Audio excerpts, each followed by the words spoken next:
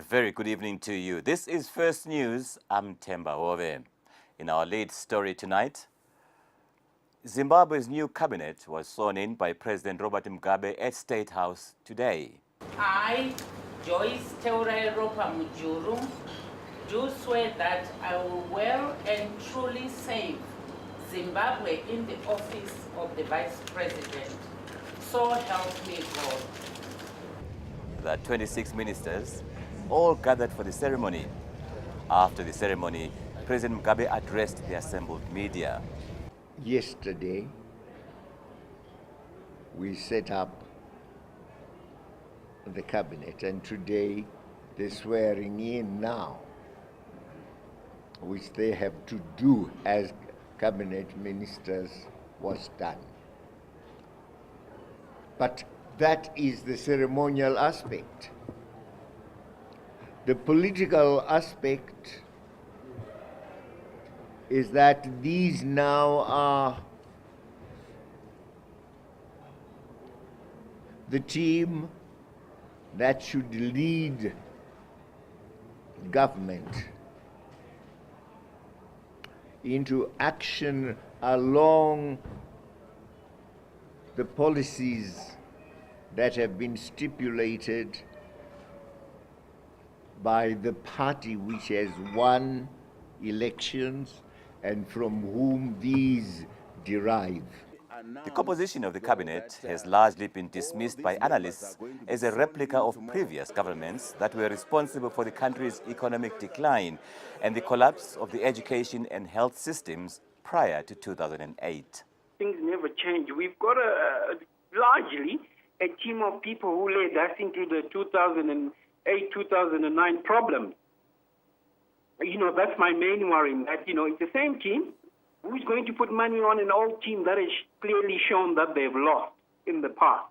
And clearly, I call it, shifting seats or chairs on the Titanic. Even the new faces in cabinet have been dismissed as not reform-oriented, and instead their appointment is designed to strengthen the position of the president. I think Mike Bima is related to the First Lady. You also look at the Walter Chidakwa is related to the President himself. But I think I don't want to judge them in the nature of their relations to either the President or whoever else. But I think for me, Walter Chidakwa comes from the business sector. I expect him to at least bring in some level of soberness in the mining industry.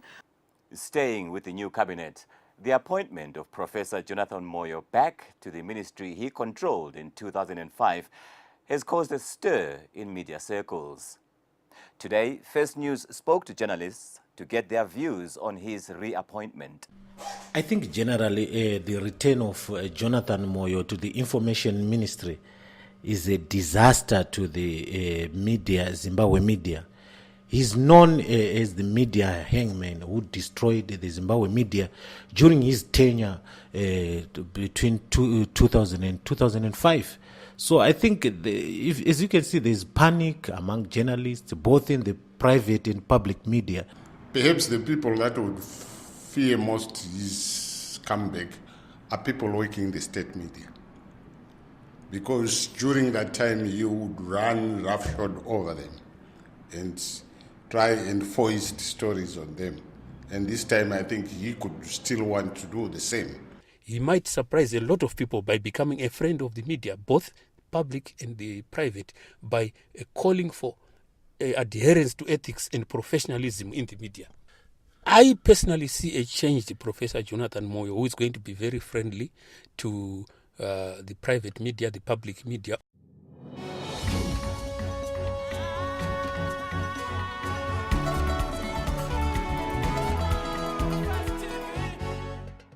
In Syria, refugees continue to cross the border into Turkey as the pace of international diplomacy increases. Syrians, both in and outside their country, are divided on whether the U.S. should take military action over President Bashir al-Assad's alleged use of chemical weapons, killing hundreds of civilians last month. The United States indicated yesterday that its earlier threat of limited military action against Assad's forces was on pause after a Russian initiative to put Syria's chemical weapons under international control. The range of opinions among Syrians inside the country is split between outright opposition to strikes, mostly in government-controlled areas, and manifest disappointment among Syrian rebel forces.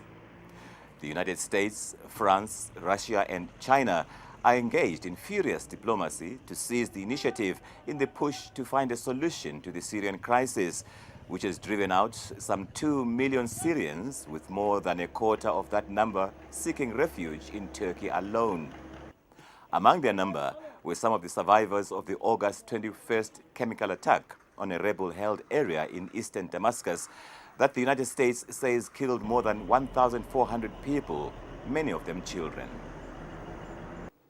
In business, Apple has simultaneously introduced 2 new iPhones, the iPhone 5S and the iPhone 5C.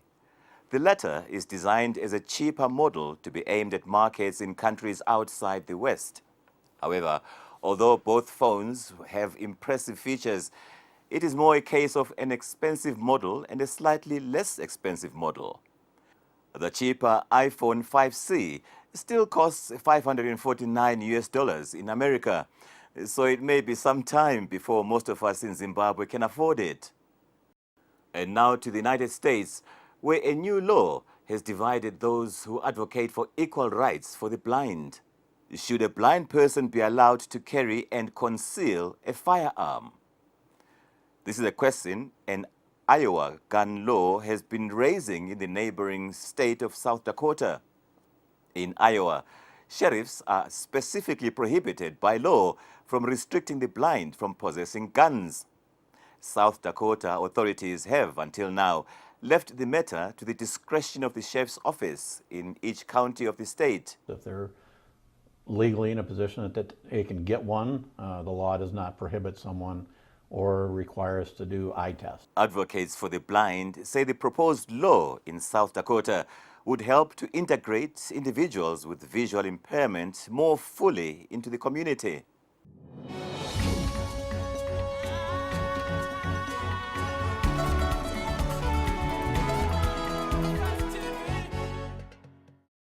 In sports, Zimbabwe's national team, the Warriors, beat South Africa's Bafana Bafana in a friendly match last night.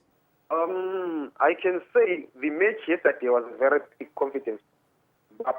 Especially that we have a new coach who is trying to lay a foundation for a better national showing.